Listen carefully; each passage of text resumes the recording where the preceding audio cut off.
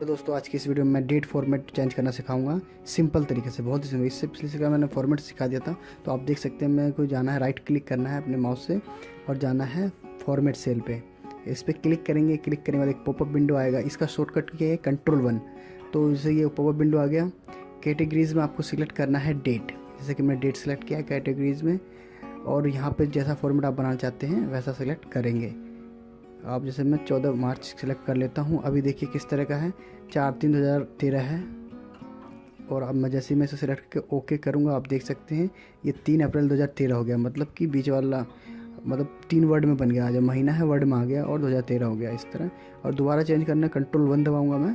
Keyboard का Ctrl+1 दबाइए, ये पॉपअप विंडो ऑटोमेटिक खुल के आएगा सेल पर रखने के बाद। और फिर जैसा फॉर्मेट चाहे आप वैसा हम बना सकते हैं।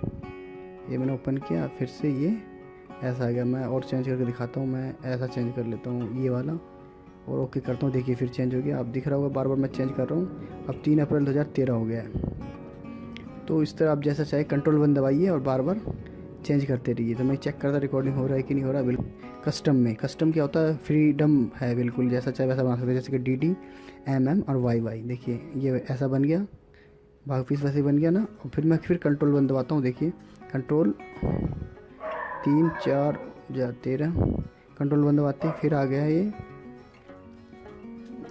इसमें मैं M को 3 बार कर देता हूँ। आप देखिए मैं ओके करता हूँ और देखिए फिर हो गया 3 अप्रैल 2013। फिर Ctrl+1 दबाता हूँ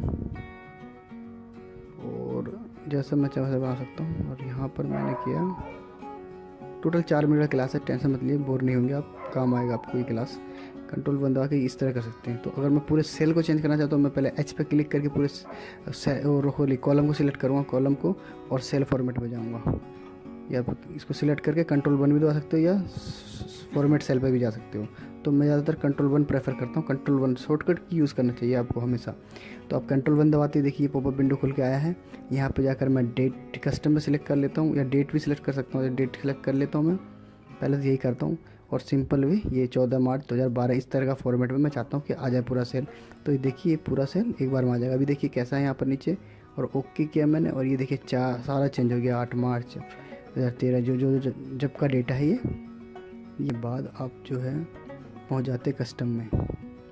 कस्टम में जाके फ्रीडम हो जाते हैं बिल्कुल। ज़रूरी नहीं कि DD MM और YY ऐसा हो, हम चाहे मर्जी से जैसा चाहे वैसा फॉर्मेट भी बना सकते हैं। सिंबल का भी देखिए, जैसे मैंने सिंबल का बनाया है 03 स्पेस ये और फिर -2013, मतलब इस तरह का भी मैंने फॉर्मेट बना दिया कस्टम तरीके से। तो ऐसे ही बना सकते हैं आप।